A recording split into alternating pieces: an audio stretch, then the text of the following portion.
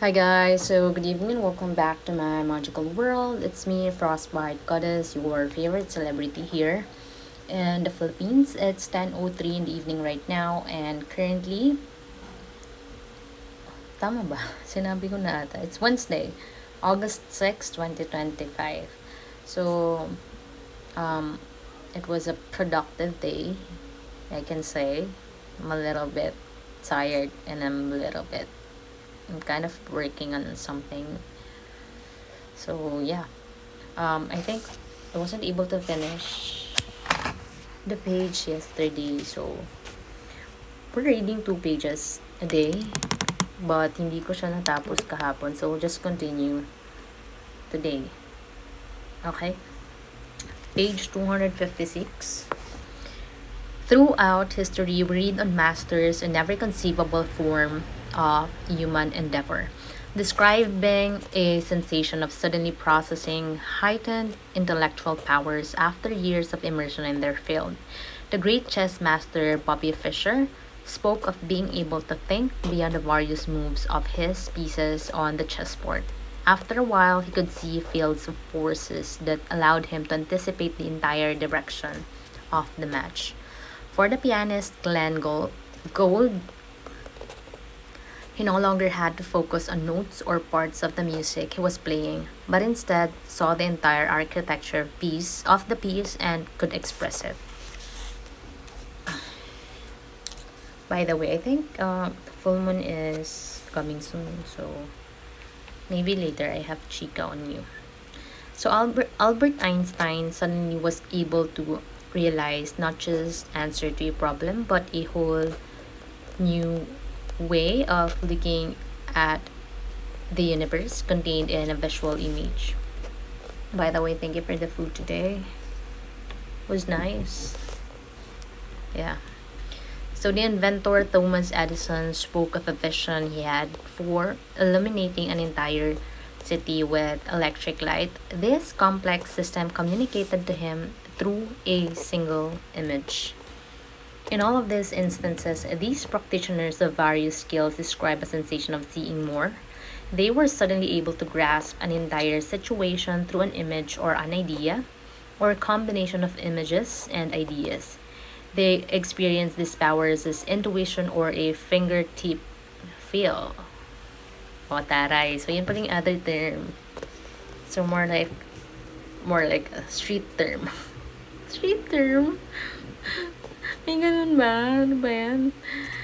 So, considering the power such intelligence can bring us in the tremendous contributions to culture made by masters who possess it, it would seem logical that such high level intuition would be the subject of countless books and discussions, and that the form of thinking that goes with it would be elevated into an ideal for all of us to aim at. But oddly enough, this is not at all the case. This form of intelligence is either ignored, relegated to the inexplicable realms of the mystical and occult, or ascribed to genius and genetics. Some even try to debunk this type of power in general, claiming that these masters are exaggerating their experiences and that their so called intuitive powers are nothing more than extended forms of normal thinking based on superior knowledge. So, it was written even in the past, diba? In the stars. So, yan. That these masters have like higher knowing or a higher knowledge that they possess. They just know a certain thing because they are probably vibrating on a amazing frequency, which is a higher frequency, which they have access to. So the reason for this overall disregard is simple. We humans have come to recognize only one form of thinking and intelligence: rationality. Rational thinking is sequential by nature. We see a phenomenon A and we uh, deduce a cause B and maybe anticipate a reaction C. So, if you're a kid that is watching me, diba, sometimes I usually say to you that there are different pronunciation here that I no longer have time to uh, that I no longer have time to check. So you better check it out for yourself. Kasi um everything, you don't believe everything that you watch. I mean, you have your own discernment, your own experiences, your own self to deter to determine what is probably right for you or correct. Just to make sure that you have your own judgment when it comes to learning what is facts from, fabricated truths. Okay? So, dapat, in short, mas maging matalino kayo. Dapat, I want all my viewers that to be more intelligent than me. So, ganun. I just want you all to have that, knowledge. I mean, ang dami, dito kasi sa Philippines, like, the education system, especially after the pandemic or during, or, I don't know. I know that there are students that are really working hard, to better themselves and to better their education. But unfortunately, to the large masses of students, they don't have those kind of access, or those probably their parents are more busy with, making money to provide for the kids. So hindi talaga digesting information or getting knowledge is not really equal. As in, 'di ba, sinasabi ko na sa'yo na there are places here in the Philippines that are hard. Sobrang hirap nilang i-educate kasi nga ang layo-layo nila. So, yun.